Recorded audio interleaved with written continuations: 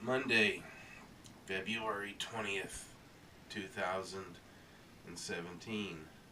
I'm JTG, and I am very sick.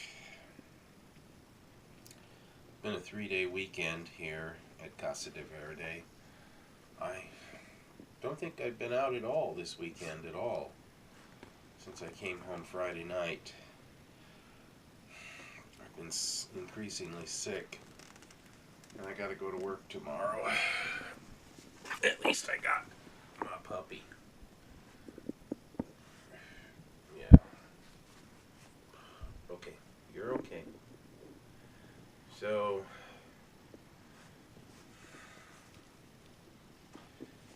this is really kind of depressing when I get sick. As a substitute teacher, I don't really have a chance to get any days off. Indeed, I probably should call in sick tomorrow, but I'm supposed to be in for somebody else, and so I know it would go down bad on my record if I canceled.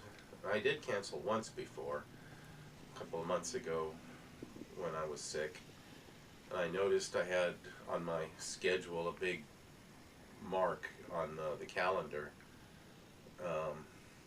which I assume was like an alert. Watch out for this guy because he'll cancel at the last minute.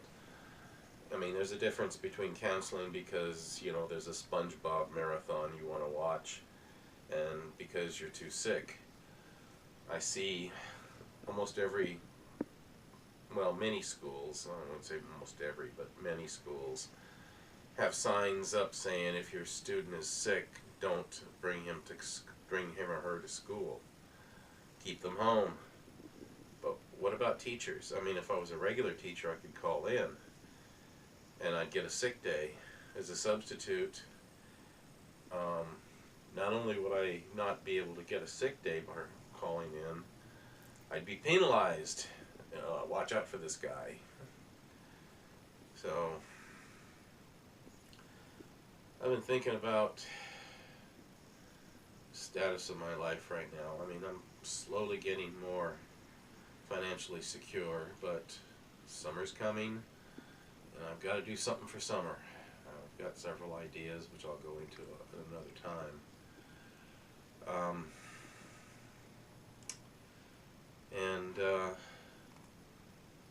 I've been thinking about Dad. Second anniversary of his death is coming up, and I keep thinking about him a lot. Every day I think about him at least something. I don't break up and cry like I used to, you know, after he died. The first few months were terrible, and I was virtually abandoned. I feel really, I mean, I've had some people who've done some really good things for me, but they tend to be passing events. They're not things that are going to really help me long term. If I really got sick, like I had to go back into the hospital, or some kind of a long-term illness or disability. I mean, I'm coming up on 58 now in September, which is not that old as far as humans go. But Mom died at 63, I believe. I have to look that up. It was 63 or 64. I think it was 63. Dad made it to 88. This weekend I've been so constantly tired. At the moment I'm not having a coughing fit, but I've been having them all weekend. I've been sick a lot the last few months, probably because being at the school, kids tend to be bacterial walking petri dishes. And so who knows what I picked up from some kid, you know, last week or where. You know, it can be a fun and sometimes rewarding job. People keep asking me how do I like it, and then my answer has to be, depends on the day, depends on the class, depends on how I'm feeling. If I'm in a good, healthy shape, and I've got a bunch of kids who aren't trying to make my life miserable because, you know, they're sixth graders and they know everything or whatever. But I couldn't do this if Dad were still alive.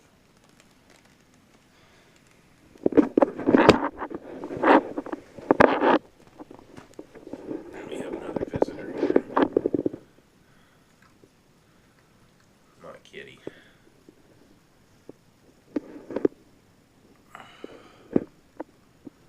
Yep. This is Anubis Malcat. And this is Delight, the dog. Yeah. So, he's given me a massage. He does this a lot. Underneath my shirt there, I've got lots of little scars because sometimes the claws go through and he gets really pokey. But the thing about my life right now is I'm usually alone. I spend a lot of time alone. I don't have a lot of people over, and most of the people I know, they're busy with their own lives. My family doesn't really care. I feel like it's just waiting for me to weaken, for the vultures to swoop in.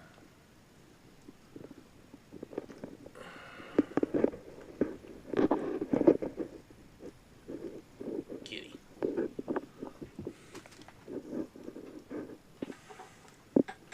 Kitty's going for cat food.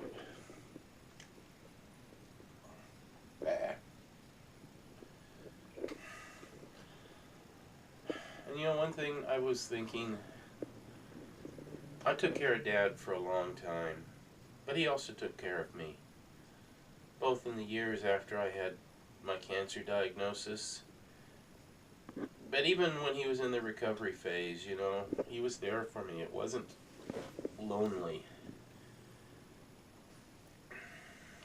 If nothing else, you know, he could do what little he could to help me when I was sick or I had problems.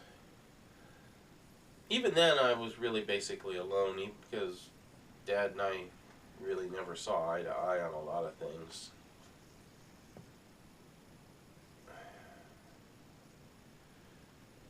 But still, he was there for me. And he's not here anymore. And I really don't have anybody. My car has been sputtering along for the last few months. It needs a new transmission.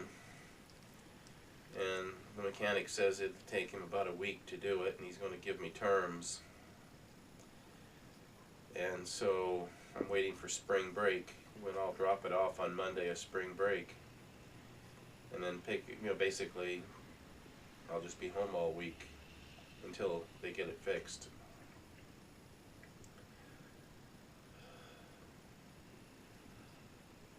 Otherwise, I would have to figure out some other way to get to work, and it's really difficult. Now, everything is off if one morning or one evening, one day, the car just suddenly stops working. They say that is a possibility. It shakes and shudders as I drive it, so I don't go out of town if I can help it.